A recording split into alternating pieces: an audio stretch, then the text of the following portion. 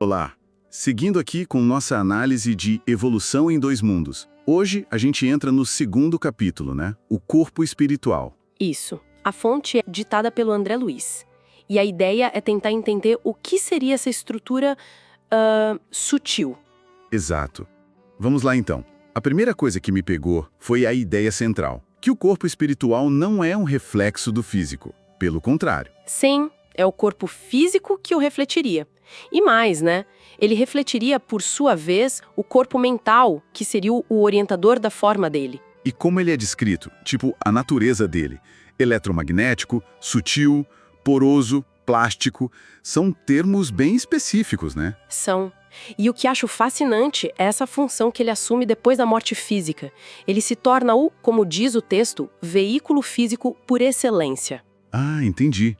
Porque o nosso corpo denso se foi, né? Exato. E essa estrutura dele, eletromagnética, com células numa vibração diferente, permite que ele se adapte, que mude de forma conforme o campo mental. Então não é uma cópia estática, é algo dinâmico, que evolui com a gente. Justamente, evolui com as experiências, tanto aqui quanto em outros planos, segundo a descrição. E aí entram os tais centros vitais, certo?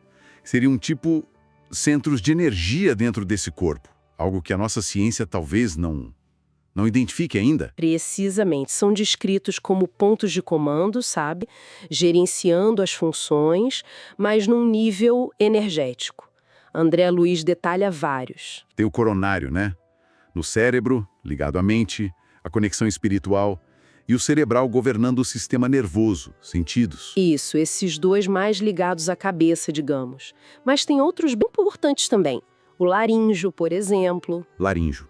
Para respiração, fonação. Isso, e o cardíaco que cuidaria mais das emoções, da circulação dessa energia. O esplênico, ligado ao sangue. Uhum. O gástrico, que é interessante, processaria o que o texto chama de alimentos fluídicos. Alimentos fluídicos. Tipo, energias sutis que a gente absorve. E isso mudaria depois da morte? É o que o texto sugere, sim. E tem o genésico, ligado à modelagem de formas, aos estímulos criadores, que também se alteraria com a sublimação dos sentimentos, do amor. Nossa, é bastante coisa. Mas o ponto central parece ser que eles funcionam juntos, né?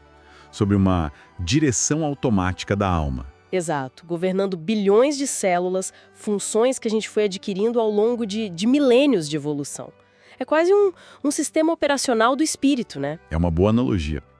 E essa ideia de que eles podem ser exteriorizados. Isso é...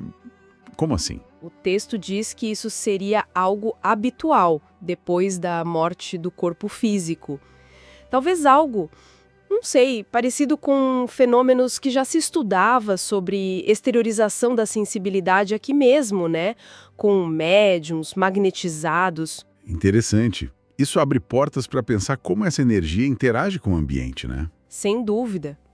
E voltando àquela conexão com a mente, o texto reforça que o corpo mental é quem preside a formação do psicossoma. O que significa que nossos pensamentos, nossas emoções... tudo isso afeta diretamente a estrutura desse corpo sutil. Remorso, por exemplo, ou uma imaginação muito forte, poderia causar desequilíbrio, uma adinamia ou hiperdinamia. Sim, essa conexão mente e corpo sutil é fundamental na descrição. André Luiz até menciona que lá na esfera deles, eles estudam a estrutura mental das células, os fluidos que vêm da mente. Quer dizer, existe uma ciência própria deles para isso? Parece que sim. Isso também se liga à renovação. O corpo espiritual se desgastaria, mas se refaz.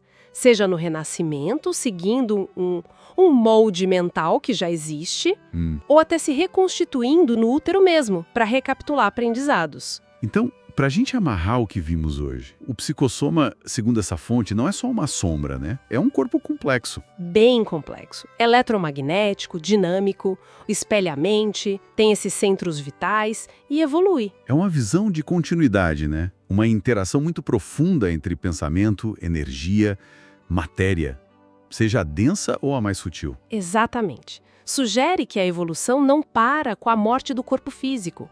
Ela segue nesse outro veículo. Fica então aquela reflexão, né? Se esses centros vitais, como descritos, governam as células a partir da alma e podem interagir com o exterior, como isso poderia talvez mudar nossa forma de ver a interação mente-corpo aqui mesmo? Pois é. Fenômenos como intuição ou mesmo processos de cura poderiam ganhar uma nova camada de compreensão sob essa ótica. Quem sabe?